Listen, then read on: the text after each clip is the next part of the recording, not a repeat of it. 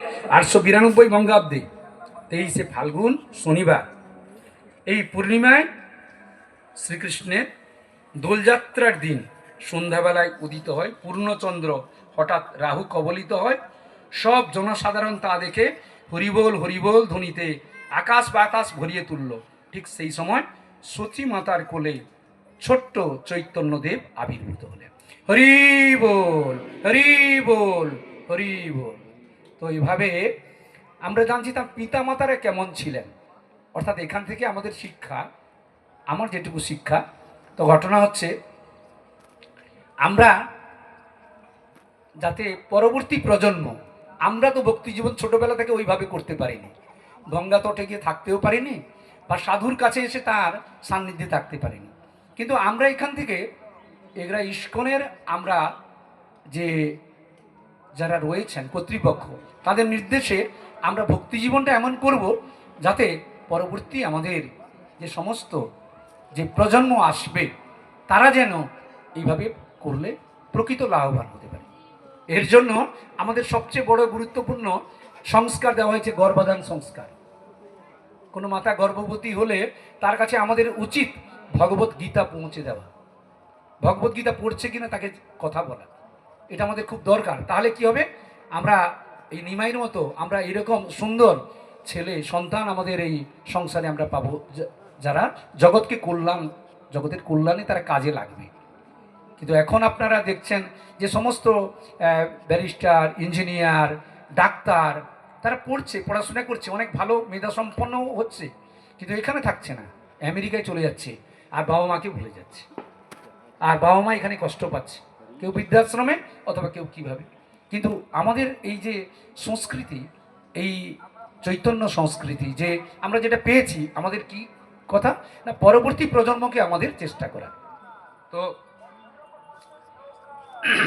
তিনি নবদ্বীপে বিভিন্ন সময় মিশ্র পুরন্দর বাড়িতে নানা উপহার, যখন এই সতীমাতার কোলে ছোট্ট নিমাই এলেন, তখন আমরা জানলাম তাহলে কি হরিবোল হরিবোল বলতে বলতে আকাশ বাকাশ মুখরিত হলো। এই চন্দ্রগ্রহণ হয়েছিল, ঠিক যেটা আজকে হচ্ছে, এখন চলছে। তো সেই চন্দ্রগ্রহণের সময় ভগবান চৈতন্যদেব ছোট্ট নিমাই রূপে তিনি কিন্তু এলেন। তো এখন সেই নিমাই এসছেন, তো অনেক মানুষ নানা উপহার নিয়ে তার বাড়িতে আসছেন। নিমাই জন্মগ্রহণ করেছেন সতীমা জগন্নাথ মিশ্র, তখনকার দিনে খুবই গুরুত্বপূর্ণ এক ব্রাহ্মণ ছিলেন। তো নানা রকম উপহার নিয়ে তারা কিন্তু সব আসছেন। তো অদ্বৈত আচার্য এবং হরিদাস তখন শান্তিপুরে ছিলেন, তখন তারাও হৃদয়ের মধ্যে খুব আনন্দ পাচ্ছেন যে কি হয়েছে, কিছু একটা ঘটনা হয়েছে যার ফলে এত আনন্দ কেন আমার হৃদয়ে আসছে। তো তখন পরে জানতে পারলেন যে স্বয়ং ভগবান চৈতন্য মহাপ্রভু নিমাই, ছোট্ট নিমাই রূপে তিনি কিন্তু ভূমিষ্ঠ হয়েছেন। তো আনন্দের সীমা থাকলো না। তো এদিকে রাঢ় দেশে চৈতন্য মহাপ্রভুর আগে কিন্তু এসছেন নিত্যানন্দ প্রভু। তো নিত্যানন্দ প্রভু সেখানে থেকে হুঙ্কার করছেন। তো তিনি জানতে পারছেন যে চৈতন্য মহাপ্রভু এসছেন। তো সেখান থেকে হুঙ্কার একচক্র থেকে মায়াপুর পর্যন্ত শোনা যায়, এমন হুঙ্কার ছিল। তো এই সমস্ত লীলাগুলো যখন আমরা জানবো, এটা প্রথমে মনে হতে পারে এটা কিভাবে সম্ভব, তো এভাবে সম্ভব নয়। তো কিন্তু যখন আমরা প্রকৃতভাবে আমরা জানতে পারবো, তখন কিন্তু আমরা যে হ্যাঁ এটাও সম্ভব ছিল। তাই দেব তখন যখন নানা রকম উপহার নিয়ে কোনো সন্তান হলে তাকে দেখার জন্য আমাদের নানা রকম উপহার নিয়ে যাওয়া উচিত। যখন উপহার নিয়ে যাওয়া হলো, তখন তখন স্বর্গের সমস্ত দেবদেবী, লক্ষ্মী, সরস্বতী, সমস্ত দেবদেবীরা তারা তাদের পরিচয় গোপন করে তারা কি করলেন না, তারা এলেন, তারাও উপহার নিয়ে এসছেন সেই সন্তান, কেন স্বয়ং ভগবান তো, তো আমরা তো জানতেই পারছি না। তো নেওয়ার জন্য তারা কিন্তু এলেন, এবং দেবদেবীগণ মানুষের ছদ্মবেশে এসে স্তব করলেন এবং প্রণাম করলেন। কাউকে দেখে আমরা যখন আসি স্তব করা বা আমাদের প্রার্থনা করা উচিত। তাই আচার্য চন্দ্রশেখর পণ্ডিত শ্রীবাসের চন্দ্রশেখর এবং শ্রীবাস পণ্ডিত তিনি জাতক কর্ম করলেন। কি কর্ম করলেন? এই যে কোষ্ঠী, যেটা কোষ্ঠী হয়, তখন তারা গণনা করতে লাগলেন যে এই ছেলে কে হবে। তো এটা আমাদের আমরা জানতে, তিনি তখন ওই কোষ্ঠী বিচার করলেন। তখন কোষ্ঠী বিচার করার পরে তখন তারপরে দেখলেন এই ছেলে সাধারণ কোনো ছেলে নয়, এই ছেলে খুবই শক্তিশালী, আধ্যাত্মিক বিষয়ে খুবই শক্তিশালী, এবং সে আগামীতে এই ভগবানের নাম প্রচার করার জন্য সংকীর্তন আন্দোলন করে কোটি কোটি মানুষকে উদ্ধার করবে। তো তার জাতক কর্মে, যেমন ছিল প্রভুপাদের, আমরা যখন গণনা হয়েছিল তখন প্রভুপাদের আমরা কোষ্ঠীতে কি দেখতে পাই যে তিনি 70 বছর বয়সে বিদেশে পাড়ি দিবেন এবং তিনি 108টা মন্দির নির্মাণ করবেন। তো এরকম তার এইরকম কোষ্ঠীর মধ্যেও ছিল। তো চৈতন্য মহাপ্রভু তিনি কিন্তু এইভাবে আবির্ভূত হয়েছেন। তো আবির্ভাব লীলায় তিনিও অনেক ছোট ছোট লীলা করেছেন। আমরা জানি যে ছোটবেলা থেকে তিনি যখনই সবাই, তিনি প্রচণ্ড কান্নাকাটি করতেন। মায়েরা কি করতেন, তখন সবাই কিছুতেই কেউ শান্ত করাতে পারতো না। তখন যখন আমরা হরিবোল হরিবোল হরিবোল বলে বলা হতো, তখন তার কান্না থেমে যেত। তো একজন এসেছে তাকে দেখতে, তো আরে কাঁদছে, শিশু কাঁদছে। আরে তোমরা ছেলেটা কাঁদছে, তোমরা হরিবোল বলতে পারছো না, তোমরা যদি বলো। তিনি এইটা সবাইকে নির্দেশ করতেন, আর সঙ্গে সঙ্গে তার কান্না থেমে যাচ্ছে। তো এর মাধ্যমে এটা শিক্ষা দেওয়া হচ্ছে যে ছলনার মাধ্যমেও যে ভগবানের বাণী তিনি কিন্তু প্রচার করেছেন। তো এরকম নয় যে প্রচার আমাদের করতে হবে কেমন ভাবে। তো গতকাল ক্লাসে মহারাজ বলছিলেন যে আমাদের যে কোনোভাবে যে গ্রন্থ এখানে রয়েছে আপনাদের উচিত, তো বলা হচ্ছে যে চৈতন্য চরিতামৃত প্রত্যেকের গৃহে থাকা উচিত। তো আমাদের ছলনার যদি আশ্রয়ও নিতে হয়, যে দেখুন একটা চৈতন্য চরিতামৃত রাখলে স্বয়ং চৈতন্য মহাপ্রভু আপনার গৃহে অবস্থান করবেন। ভক্তি বিজয় ভাগবত স্বামী বলেন এটা। তো ঘটনা হচ্ছে আমাদের এই চৈতন্য চরিতামৃত রয়েছে, বা চৈতন্য মহাপ্রভুর শিক্ষা এবং জীবনী, একটা 50 টাকা কি 70 টাকা দামের বই, এটা আমরা কাউকে কিন্তু উপহার আজকের দিনে দিতে পারি। আমার বইটা থাকতে পারে, কিন্তু পড়া আমার হয়নি। কিন্তু যদিও পড়া হয়ে থাকে, আমার মনে হয় ওইটা গ্রন্থ পড়লে আমার উচিত, আমি প্রচার এটাই করব। আমাদের কোনো যোগ্যতাই নেই, আমরা প্রভুপাদের গ্রন্থ যে রয়েছে, আমাদের স্টল, এই যে স্টলটা লাগানো হয়েছে কেন, অনেক টাকা ইনকাম করার জন্য নয়, এটা প্রচারের জন্য। একটা গ্রন্থ নিয়ে আমার প্রিয়জনকে, মহাপ্রভু কে তোমরা জানো, তিনি জগতের কল্যাণের জন্য কি করেছেন তিনি, তখন একটা কাহিনী বলে আমি বিশ্রাম নিব। অল্প সময় আমরা প্রভুর কাছ থেকে শুনবো। তো একটা চৈতন্য মহাপ্রভু আবির্ভূত তিনি হয়েছিলেন কেন, তো এটা আমাদের খুব জানার দরকার। তো আমরা জানি যে সার্বভৌম ভট্টাচার্যকে আমরা নাম শুনেছি। হ্যাঁ, তিনি ছিলেন মায়াবাদী। তো তিনি এই সার্বভৌম ভট্টাচার্য, তিনি তার সঙ্গে চৈতন্য মহাপ্রভুর যখন দেখা হয়, তখন তিনি শ্রীক্ষেত্রে তিনি গেছেন। আপনারা জানেন যে 48 বছর মোট লীলা করেছেন মহাপ্রভু। 24 বছর তার মধ্যে তিনি কি করেছেন, তো বিবাহ করার কল্যাণের জন্য তিনি কিন্তু সন্ন্যাস গ্রহণ করে, স্ত্রীকে ত্যাগ করে তিনি কিন্তু চলে গেলেন। একটাই কারণ, তখনকার দিনে ব্রাহ্মণরা আস্তে আস্তে এই বৈষ্ণব সমাজকে, এই সংস্কৃতিকে, এই সনাতন ধর্মকে উপেক্ষা করতে শুরু করেছিল, মানতে চাইছিল না। মানলে কি হবে, কিন্তু তিনি তখন দেখলেন সবাই তো তখন তিনি বাধ্য হয়ে তিনি কি করেন না, তিনি তখন সন্ন্যাস দীক্ষা গ্রহণ করেন। কার কাছ থেকে? তার সন্ন্যাস গুরুর নাম কি? চৈতন্য মহাপ্রভুর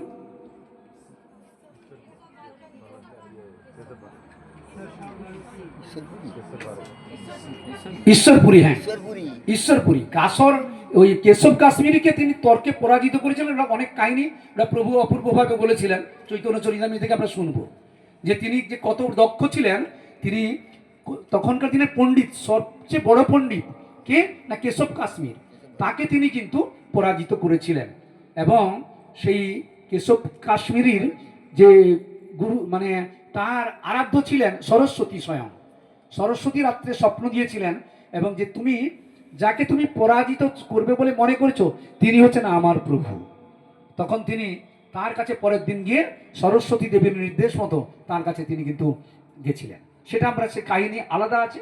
কিন্তু তিনি সন্ন্যাস দীক্ষা নিলেন, আমার যেটা বলার বক্তব্য, সন্ন্যাস দীক্ষা নিলেন কেন, যে তিনি সদ্য বিবাহিত, তো এইরকম অবস্থায় বৃদ্ধা মাতা সচীদেবী বাড়িতে রয়েছেন, তো তাকে ছেড়ে এইরকম পজিশনের কথা আমরা যদি ভাবি, আমরা কোনোদিন ভাবতে পারবো না। তিনি সন্ন্যাস নিয়ে নিলেন কেন, তাকে ঘর ছেড়ে চলে যেতে হবে, তখন বয়স 24 বছর। যাই হোক, তখন তিনি এই 24 বছর, বাকি 24 বছর যে লীলা করেছেন, তিনি শেষে মায়ের নির্দেশ মতো তিনি শ্রীক্ষেত্রে গেলেন, পুরীতে। তো এই 24 বছরের মধ্যে 6 বছর তিনি দাক্ষিণাত্যে কাটিয়েছেন। অনেক অপূর্ব অপূর্ব লীলা প্রভু যখন চৈতন্য চরিতামৃতে পড়েন, অনেক লীলা দাক্ষিণাত্যের যে বিভিন্ন জায়গায় তিনি গেছেন, সেগুলো প্রত্যেকটা শুনলে আমরা ভক্ত হতে পারবো মহাপ্রভুর এই লীলাগুলো শুনলে। বাকি 18 বছর তিনি কিন্তু এখানে শ্রীক্ষেত্রে তিনি কাটিয়েছেন। তো এখন সার্বভৌম ভট্টাচার্য কি বলেছেন, তখনকার দিনে তিনি সবচেয়ে বড় পণ্ডিত ছিলেন। তো তিনি সার্বভৌম ভট্টাচার্য চৈতন্য মহাপ্রভুর, তিনি প্রথমে তার এই পাণ্ডিত্যকে স্বীকার করতে চাননি, কোনোভাবে স্বীকার করতে চাননি। তো চৈতন্য মহাপ্রভুর কাছে তিনি বারে বারে তিনি বলেছেন কি এমন পণ্ডিত। তো তখন আস্তে আস্তে আস্তে আস্তে সংক্ষিপ্তভাবে বলছি, তিনি আত্মারাম শ্লোকের তিনি ব্যাখ্যা করেন। তো তখন তিনি যখন আত্মারাম শ্লোকের ব্যাখ্যা করেন, 64 প্রকার ব্যাখ্যা, তিনি এক প্রকার ব্যাখ্যা করেছিলেন। যখন উনি 64 প্রকার ব্যাখ্যা করেন, তখন তিনি ভাবলেন ইনি কোনো সাধারণ ব্যক্তি নয়। তখন সার্বভৌম ভট্টাচার্য ভাগবতমের আত্মারাম শ্লোকটি ভাষ্য শুনে ইচ্ছা করেন। তখন চৈতন্য মহাপ্রভু মহাপ্রভু ভট্টাচার্যকে প্রথমে ওই শ্লোকটি বিশ্লেষণ করতে বলেন। তিনি বিশ্লেষণ করেন, তারপরে ভট্টাচার্য তর্কশাস্ত্রে বিবিধ প্রকারে এই শ্লোকটি ব্যাখ্যা করেন। তিনি এটা শোনার পরে তিনি তার ভট্টাচার্যের তিনি প্রশংসা করেন যে সার্বভৌম ভট্টাচার্য তুমি অত্যন্ত পণ্ডিত, তুমি মায়াবাদী বলে তুমি অত্যন্ত পণ্ডিত, তো প্রশংসা করেন। তারপরে তিনি তার 9টি ব্যাখ্যাকে উপেক্ষা করে এইভাবে চৈতন্য মহাপ্রভু আত্মারাম শ্লোকের ব্যাখ্যা শ্রবণ করে তিনি নিশ্চিতভাবে বুঝতে পারলেন, তিনি তখন 64 প্রকার ব্যাখ্যা করলেন। তো এই ঘটনার পূর্বে গোপীনাথ আচার্য সার্বভৌম ভট্টাচার্যকে তার ভগবত্তা সম্পর্কে বোঝার চেষ্টা করেছিলেন, কিন্তু সেই সময় তা তিনি স্বীকার করেন। মহাপ্রভু প্রদত্ত বেদান্ত সূত্রের ভাষ্য এবং আত্মারাম শ্লোকের ব্যাখ্যা শুনে ভাবতে লাগলেন ইনি নিশ্চয়ই কোনো সাধারণ ব্যক্তি নয়, ইনি হচ্ছেন স্বয়ং ভগবান। তাই তার ফলে তার চরণার বৃন্দে এক মহা অপরাধ আমি করেছি, তাই তার পূর্বকৃত কর্মের জন্য তিনি অনুশোচনা করতে লাগলেন এবং আত্মনিবেদন করলেন এবং দয়াপরবশ হয়ে চৈতন্য মহাপ্রভু সার্বভৌম ভট্টাচার্যকে গ্রহণ করলেন। তার অহেতুক কৃপার প্রভাবে ভগবান তার সামনে তার চতুর্ভুজ নারায়ণ এবং দ্বিভুজ শ্যামসুন্দর বংশী তিনি কিন্তু বংশীবদন রূপ কিন্তু প্রদর্শন করলেন। তাহলে আমরা জানি সার্বভৌম ভট্টাচার্যকে, এই যে চৈতন্য মহাপ্রভুর 6টা হাত আছে আমরা দেখেছি না, অনেক জায়গায় মূর্তি দেখেছি, তো এই সার্বভৌম ভট্টাচার্যকে তিনি কিন্তু দেখিয়েছিলেন। কেন? তিনি এত পণ্ডিত ছিলেন, তিনি এত ব্যাখ্যা করার পরেও তিনি মানতে চাইছেন না। 5 মিনিট আছে। তো ঘটনা হচ্ছে তিনি মানতে চাইছিলেন না। তো তখন তিনি তার ষড়ভুজ দেখালেন এবং কৃষ্ণের যে রূপ তিনি কিন্তু দেখালেন। তখন এইটা দেখানোর পরে সার্বভৌম ভট্টাচার্য তার পাদপদ্মে পতিত হয়ে তার মহিমা কীর্তন করতে লাগলেন, মহাপ্রভুর বন্দন করতে লাগলেন এবং তাকে দিব্য প্রেমে তিনি অচেতন হয়ে পড়লেন। কে? সার্বভৌম ভট্টাচার্য, যিনি এত সেই যুগের বড় পণ্ডিত ছিলেন। হ্যাঁ হ্যাঁ, তার অশ্রু স্তম্ভ পুলক শ্বেত কম্প তার এগুলো হতে লাগলো। তারপরে তিনি তার চৈতন্য মহাপ্রভু তার ভগ্নিপতি সার্বভৌম ভট্টাচার্য এই পরিবর্তন দেখে গোপীনাথ আচার্য অত্যন্ত হর্ষিত হলেন। সার্বভৌম ভট্টাচার্য তিনি তখন চৈতন্য মহাপ্রভুর কীর্তন করলেন, 100টি শ্লোক রচনা করলেন। এত পণ্ডিত ছিলেন, চৈতন্য মহাপ্রভু সম্পর্কে 100টি শ্লোক রচনা করলেন। এই 100টি শ্লোকের মধ্যে ভাগবতমের প্রস্তাবনায় 2টি শ্লোকের কথা বলা হয়েছে। চৈতন্য মহাপ্রভু কেন জগতে এসেছিলেন, তো এখানে একটি শ্লোক তিনি বলেছেন, বৈরাগ্য বিদ্যা নিজ ভক্তি যোগ শিক্ষার্থমেক পুরুষ পুরাণ শ্রীকৃষ্ণ চৈতন্য শরীরধারী কৃপাম্ভু ধীর্য অহম প্রপদ্যে। বৈরাগ্য বিদ্যা নিজ ভক্তি যোগ, তিনি বৈরাগ্য, তিনি কেন এসেছিলেন, এর মানেটা কি, আমি সেই পরমেশ্বর ভগবানের শ্রী চরণে আত্মনিবেদন করি, যিনি এখন শ্রীকৃষ্ণ চৈতন্য মহাপ্রভু রূপে আবির্ভূত হয়েছেন। কে বলছেন, যিনি তাকে প্রথম মানতেন না, যিনি সেই যুগের সবচেয়ে বড় পণ্ডিত ছিলেন, তিনি তার কাছে শরণাগত হয়েছেন। এবং এই শ্লোকটা বলছেন কেন, বৈরাগ্য বিদ্যা নিজ ভক্তি যোগ, কেন বলছেন না, আমি সেই পরমেশ্বর ভগবানের শ্রীচরণে আত্মনিবেদন করি, যিনি এখন শ্রীকৃষ্ণ চৈতন্য মহাপ্রভু রূপে আবির্ভূত হয়েছেন। তিনি হচ্ছেন কৃপার সমুদ্র। তিনি কে, কৃপার সমুদ্র। কিন্তু তার কাছে আমাদের কৃপা প্রার্থনা করা উচিত তো, কিন্তু আমরা কৃপা প্রার্থনা যদি না করি তাহলে আমরা কি করে তার এই কৃপার সমুদ্র থেকে আমরা একটু খালি জল পাবো।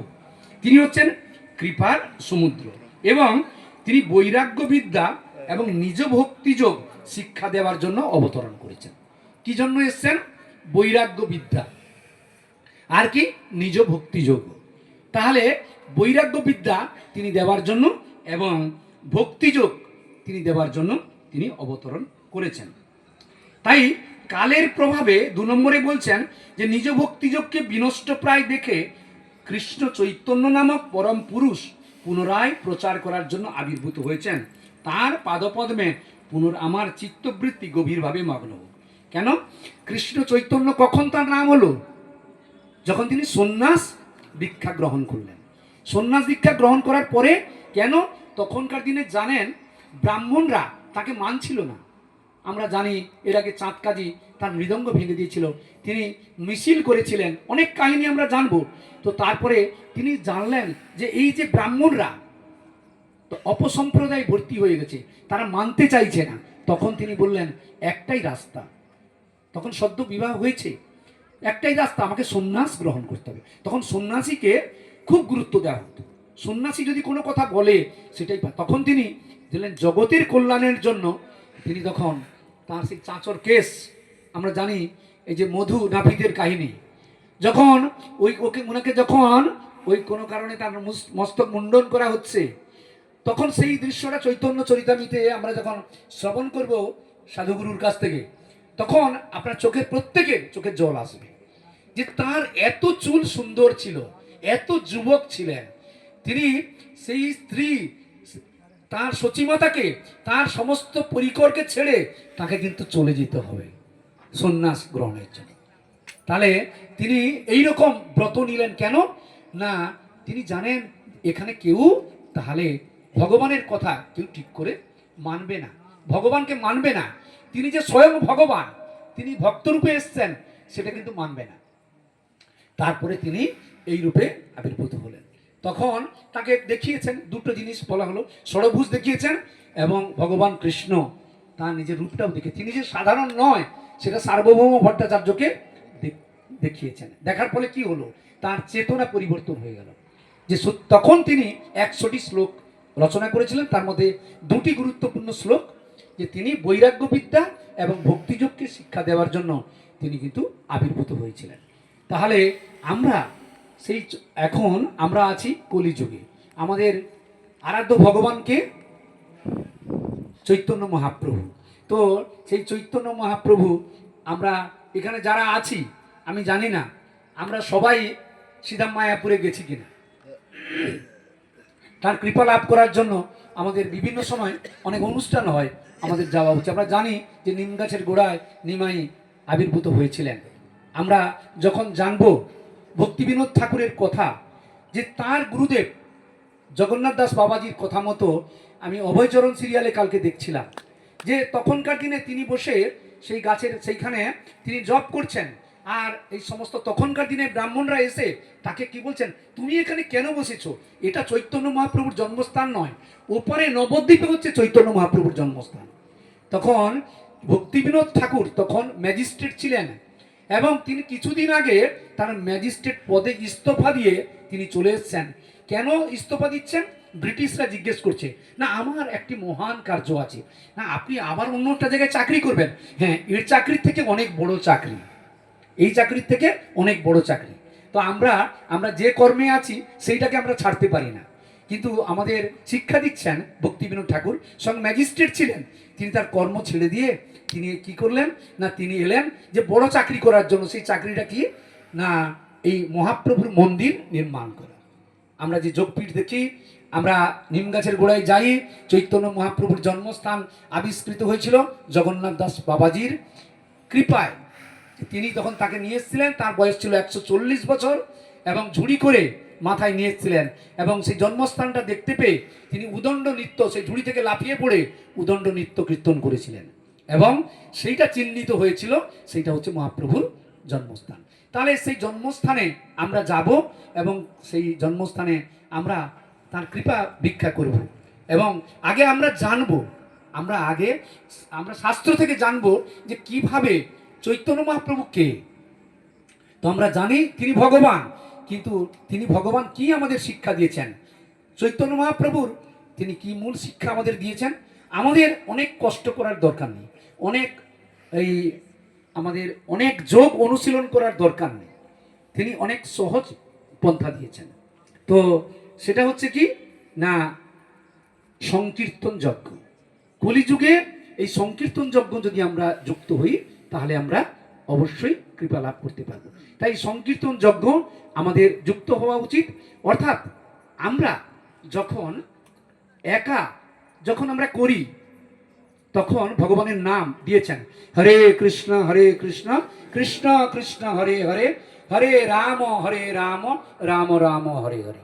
এটা যখন আমরা নিজে আমরা, প্রভু আজকে ডেকেছিলেন মঙ্গল আরতিতে, অল্প সংখ্যক ভক্ত এসেছিলেন, যখন প্রভুর সঙ্গে বসে তুলসী মহারানীকে সামনে রেখে আমরা করছি, সেটাকে বলা হচ্ছে জপ। যখন আমরা একা করছি, তো আমরা তখন আমাদের পরম গুরুদেব ছিল প্রভুপাদ, এবং আমাদের গুরুবর্গরা দিয়েছেন কি, যে কমপক্ষে 16 মালা জপ করতে হবে, এবং সকাল সকাল করার চেষ্টা করতে হবে, এবং সমবেতভাবে যদি আমরা করি তাহলে সেটা আমরা মহাফল পাব। তো এটা একা করলে জপ। আর যখন আমরা অনেক মানুষকে নিয়ে, প্রভু যখন এখন নিত্য কীর্তন করবেন, বা আমরা 4 জনের অধিক অনেক ভক্তকে নিয়ে আমরা যখন কীর্তন করব, তখন সেটা কি হবে, তখন সেটা সংকীর্তন আন্দোলন হয়ে যাবে। এবং এই সংকীর্তন আন্দোলন আমাদের যুক্ত হওয়া খুব দরকার, কারণ কলিযুগে উদ্ধারের রাস্তা কিন্তু এটাই বলা হয়েছে। তো আমি যখন জপ করব, তখন আমার আত্মকল্যাণের জন্য, আমার নিজের জন্য করব। কিন্তু যখন সংকীর্তন আমি আন্দোলনে যুক্ত হব, আমি যখন দেখতে পাবো যে এগরা বাজারের উপর দিয়ে আমি হেঁটে চলে যাচ্ছি, এবং আমার সব ভক্তরা মৃদঙ্গ করতাল সহকারে আমরা হেঁটে চলে যাচ্ছি, তখন অনেক মানুষ উদ্বুদ্ধ হবে, যেটা চৈতন্য মহাপ্রভু নিজে স্বয়ং তিনি দেখিয়েছেন। তো কিভাবে, সেইভাবে আমরা প্রভুর নির্দেশ মতো, আমি অল্প কথায় এখানে বিশ্রাম রাখছি, অনেক সুন্দর কথা আমরা শুনবো। এইটুকু শুধু আমি সবাইকে অনুরোধ করব, যে এই যে ইস্কন হওয়ার জন্য, ইস্কনে বোর্ডটা লাগার জন্য অনেক স্বপ্ন দেখতাম, এবং আমি কয়েকজন আমরা প্রভু আজকে দেখতে পাচ্ছি না, বিষদাত্মা প্রভু, অরবিন্দ দাস প্রভু, ললিত প্রভু তার মাতাজি, আমরা গিয়ে গুরু মহারাজের কাছে আমরা আপত্তি করছি যে এগুলাতে যদি ইস্কন হয়, অনেক সেখানে ভক্ত আছে, আপনি একটা মন্দির করার জন্য চেষ্টা করুন। ঠিক আছে, অসুবিধা নেই। তো তিনি লক্ষ্মীনন্দ প্রভুর কাছে পাঠিয়েছিলেন, তো সেইভাবে তার কৃপায় আজকে এই মন্দিরটা আমাদের অ্যাফিলিয়েটেড হয়েছে, এবং মন্দির অল্প দিনের মধ্যে হবে। এবং একটা কথা আপনারা জেনে যাবেন, কদিন আগে আমাদের ভিত্তিপ্রস্তর স্থাপন হয়েছে। তো প্রভুপাদের গ্রন্থ যদি আপনাদের থাকে খুব ভালো, যদি না থাকে, আজকে এখানে রসস্বরী প্রভু রয়েছেন, আপনারা নেবেন, 200 টাকা বোধহয় দাম। তো তার মধ্যে একটি মায়াপুরের ভিত্তিপ্রস্তর স্থাপন বলে একটি পয়েন্ট রয়েছে। তো আমি এটা জানতাম না, আমি এটা পড়তে পড়তে দেখলাম কয়েকদিন আগে। তো যেমনভাবে গুরুকুল এসেছিল, ওই 9 ফুট নিচে যেমন মায়াপুর মন্দির হয়েছিল, ভিত্তিপ্রস্তর স্থাপন এবং অনন্তশেষ বিগ্রহ স্থাপন এবং স্থাপনের পরে 1 মাসের মধ্যে মন্দির স্থাপন, ঠিক সেইভাবে আমাদের কিন্তু এটা হয়েছে।